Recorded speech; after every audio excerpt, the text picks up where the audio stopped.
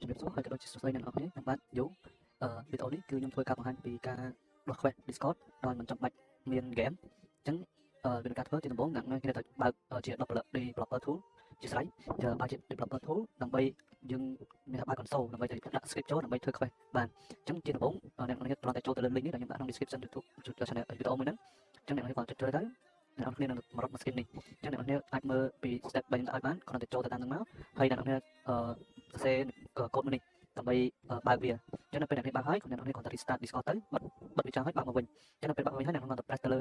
control បុក shift បុក i មកវានឹងចេញជាទម្រង់បែបនេះ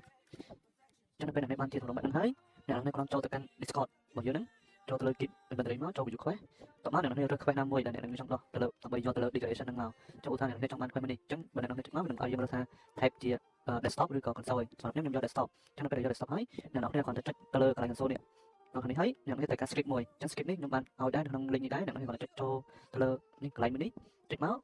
នឹងមានកន្លែងនេះមួយនេះ click to expand អញ្ចឹងអ្នកគាត់ចុចមកអ្នកនេះ copy script មួយនេះអ្នក copy script ហ្នឹងហើយអ្នកនេះគាត់ទៅផាសចូលកន្លែងមិញមកវានឹង script ហ្នឹងវានឹងដើរទៅលើ game មួយនេះអញ្ចឹងដោយសារ script នេះខ្ញុំ copy ហើយខ្ញុំសុំយកចេញពីកន្លែងនេះអញ្ចឹងខ្ញុំ copy វាមកមួយទៀតបញ្ជាក់កន្លែងនេះបើសិនកន្លែងអ្នកនេះចុចផាសទៅវាអត់ចេញអីអ្នកនោះត្រូវតែសេពាក្យមួយសិនថា allow ទៅលើ pasting ដល់ពេលអ្នកនោះ allow pasting ហើយអ្នកនោះគាត់ទៅ enter ទៅវាចេញ error មួយនេះយកវាអត់អីទេអ្នកនោះគាត់ទៅអ្នកនោះផាសមានថា message នេះអត់មានអ្វីអីទេអ្នកនោះអញ្ចឹងគាត់ទៅចុច pass script មកយើង enter មកវានឹង load script ហ្នឹងថា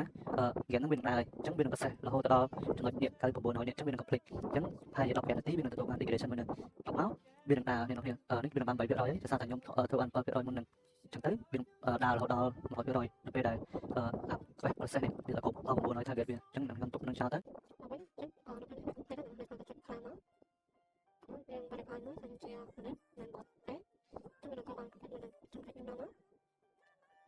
Dạ, trong declaration ខ្ញុំខ្លះបានជាការសាក